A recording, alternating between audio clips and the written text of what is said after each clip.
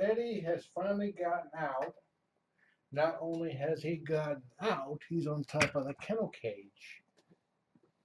Eddie, you're not supposed to be up there. You kept climbing when you weren't supposed to keep climbing. I brought him down off the kennel cage.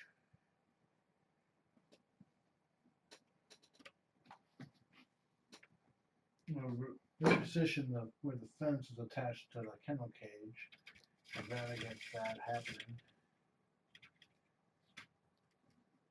And I am leaving Eddie out to explore. So Eddie, for those worried about Eddie, no need to worry. He's out.